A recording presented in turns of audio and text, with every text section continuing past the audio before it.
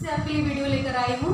हम पढ़ रहे थे न्यायपालिका और न्यायपालिका में हमने पढ़ा कैसे न्यायाधीशों की नियुक्ति होती है, कैसे उनको हटाने की प्रथा है और जो स्ट्रक्चर है वो क्या है, वो हमने पिछले वीडियो में देखा। आज हम पढ़ेंगे सर्वोच्च न्यायालय से हमने पढ़ा था सर्वोच्च न्यायालय, फिर उच्च न्यायालय, जिला न्यायालय एंड अधीनस्थ न्यायालय, है ना। तो आज हम पढ़ेंगे सर्वोच्च न्यायालय के क्षेत्राधिकार के बारे में कि सर्वोच्च न्यायालय जो है उसका क्या क्या क्षेत्र अधिकार है। तो आओ चलते हैं। सर्वोच्च न्यायालय का जो क्षेत्राधिकार है वो चार तरह से हम समझ सकते हैं। सबसे पहला है मौलिक क्षेत्राधिकार। इसके अंतर्गत आता है कि संघ और राज्यों के बीच दो और दो से अधिक राज्यों के बीच विवाद की सुनवाई करना। इसका अर्थ होता है कि जब कभी केंद्र, ऐसे है ना, केंद्र की संघ सूची है, राज्य सूची है, केंद्रों में अलग राज्य, जैसे कई बार ऐसा होता है केंद्र में अलग सरकार है, राज्यों में अलग है ना, अलग पार्टी की सरकार है, तो कई बार मतभेद उत्पन्न हो जाते हैं किसी मुद्दे पर।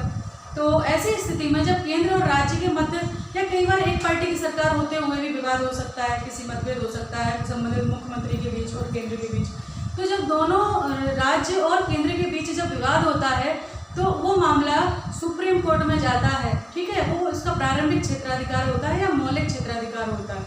उसके अलावा जब कभी दो राज्य या दो से अधिक, जैसे कावेरी जल विवाद है, तमिलनाडु कर्नाटक इन सब के बीच चल रहा है, तो वो भी ऐसे कई विवाद होते हैं नदी जल को बंटवारे को लेकर या किसी अन्य मुद्दे को लेकर, तो फिर वो सुप्रीम कोर्ट जो है उनमें सुनवाई करता है, ठीक है। तो ये हो गया मौलिक क्षेत्राधिकार। उसके अलावा दूसरा जो है वो है अपीली क्षेत्राधिकार। अपीली क्षेत्राधिकार का मतलब होता है दीवानी, फौजदारी और संवैधानिक मामलों से जुड़े अधीनस्थ न्यायालयों के मुकदमे की अपील सुनना। अर्थात कि जब कभी ऐसा होता है तो जैसे ही अधीनस्थ जो न्यायालय होते हैं उनके पूरे भारत के किसी भी अधीनस्थ न्यायालयों से विरुद्ध मुकदमों के बारे में अपील करना और उसकी सुनवाई करना जो है सुप्रीम कोर्ट में कर सकते हैं। जैसे कि अब हमें लगा कि भाई कोई मुद्दा ऐसा है जो बहुत बड़े संवैधानिक महत्व का है या जनहित का है और उच्च न्यायालय में जो निर्णय दिया गया है वो उसके अनुकूल नहीं है, तो फिर वो एक उच्च न्यायालय जो है हाईकोर्ट एक प्रमाण पत्र देता है कि ये बड़ा मुद्दा है और ये सुप्रीम कोर्ट में जाना चाहिए, तो फिर सुप्रीम कोर्ट में वो मामला चला जाता है। कई बार अगर हाई कोर्ट नहीं भी परमिशन दे तो भी सुप्रीम कोर्ट को ये अधिकार होता है कि किसी मामले की सुनवाई वो अपने यहाँ कर सकता है, ये उसका अधिकार होता है। और जब सुप्रीम कोर्ट में कोई मामला अधीनस्थ न्यायालय में जाता है तो वो पूरा नए सिरे से जो है उसकी व्याख्या करते हैं, उसकी जाँच करते हैं कि जो अधीनस्थ न्यायालय ने निर्णय दिए हैं वो पूरी तरह से क्या उनने कानून को उस तरह से समझा है जैसा कि संविधान में व्याख्या है या उस तरह से नहीं समझा गया। तो इस प्रकार के और जो नीचे से निर्णय दिए गए हैं या तो उनके ऊपर ही व्याख्या करते हैं या फिर उन निर्णयों को बदलने की शक्ति भी सुप्रीम कोर्ट के पास होती है। तो इस प्रकार से बड़ा अधिकार होता है और भारत का सर्वोच्च न्यायालय इसीलिए कहा जाता है कि किसी भी जब कभी उम्मीद लगती है कि कहीं पर हमें जो है निराश हो गए हैं तो सुप्रीम कोर्ट में जाकर अपील कर सकते हैं। वो अंतिम दरवाजा होता है खटखटाने के लिए, न्याय के लिए। उसके अलावा कई बार फौजदारी मामलों में अगर फांसी की सजा निचली अदालत ने दे दी है तो सुप्रीम कोर्ट में उसके लिए जो है अपील कर सकते हैं। कई बार जो है लोग बरी भी हो जाते हैं, सजा कम हो जाती है क्योंकि शायद निचली अदालतों से अगर कोई कमी हो जाती है तो वो सुप्रीम कोर्ट में जाकर देख ली जाती है, ठीक है। अगला जो है सलाहकारी क्षेत्राधिकार। सलाहकारी क्षेत्राधिकार के अंतर्गत आर्टिकल 143 के तहत राष्ट्रपति जो है वो कानूनी या संवैधानिक मामले पर या जनहित के मामले पर राष्ट्रपति को सलाह दे सकता है। मुख्य न्यायाधीश, सर्वोच्च न्यायालय के मुख्य न्यायाधीश जो है राष्ट्रपति को सलाह दे सकता है और राष्ट्रपति जो है सुप्रीम कोर्ट के न्यायाधीश को भी सलाह दे सकता है।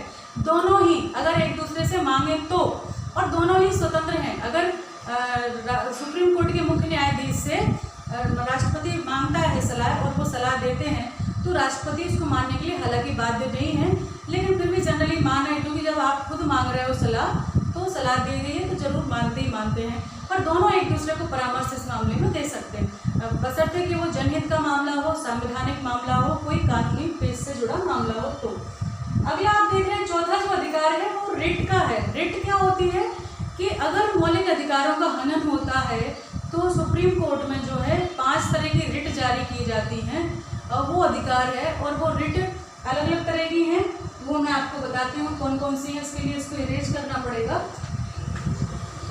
तो 5 तरह की रिट जो है सर्वोच्च न्यायालय जारी करता है और उनके अनुसार वो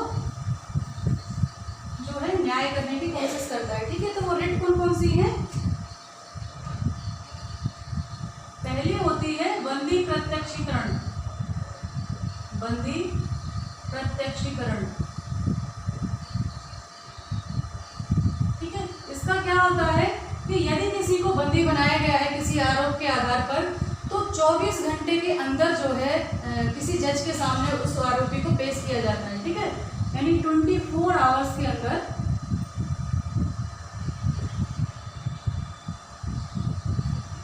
जज के सामने प्रस्तुति, सामने पेशी।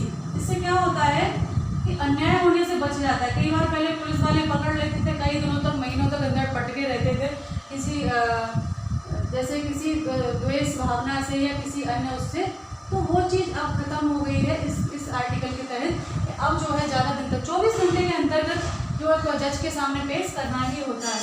दूसरा जो है वो है परमादेश। परमादेश होता है, ये वो आदेश है कि यदि कोई व्यक्ति यानी कि यदि कोई अधिकारी अपने कार्यों का अपने कर्तव्यों को ठीक से निर्वहन नहीं कर रहा है, तो सुप्रीम कोर्ट द्वारा परमादेश जारी किया जाता है कि आप अपने कर्तव्यों का निर्वहन करें। ठीक है, तीसरा जो है वो है निषेध आदेश, है ना, निषेध आदेश। यानी इसके अंतर्गत क्या होता है कि अगर कोई व्यक्ति अपने से अधिक के ऊंचे वाले लोगों का निषेध आदेश, ठीक है, निषेध आदेश या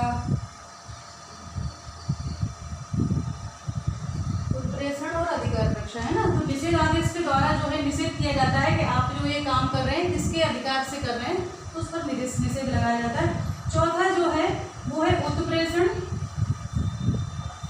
यानी जो कोर्ट है वो किसी भी अधीनस्थ मामले को, अधीनस्थ अदालत में चल रहे मामले को अपने यहाँ मंगा लेती है। ठीक है, तो ये उत्प्रेषण है। और पांचवी जो रिट है वो है अधिकार प्रक्षा। अधिकार प्रक्षा यानी यदि कोई व्यक्ति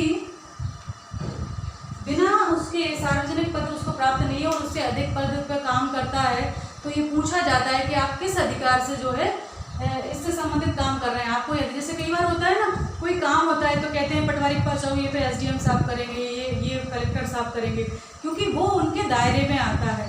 तो ये अधिकार प्रक्षा होता है, यानी किसी के अपने अधिकारों से अधिक पद पर किसके उससे अधिक कोई उपयोग करता है तो ये रिट जारी होती है। इसके अलावा कई बार न्यायालयों में भी ये होता है कि अगर कोई अधीनस्थ न्यायालय जो उसके क्षेत्राधिकार में नहीं है वो वाले मामले की सुनवाई करता है, तब भी ये जारी किया जाता है। तो ये 5 रिटें जो है जारी की जाती हैं। तो ये अभी आज इस वीडियो में इतना ही पढ़ेंगे, कल जो है हम इसके आगे वाला भाग पढ़ेंगे। तो ये पूरा सुप्रीम कोर्ट का क्षेत्राधिकार था। तो आप अपना ध्यान रखें, पढ़ाई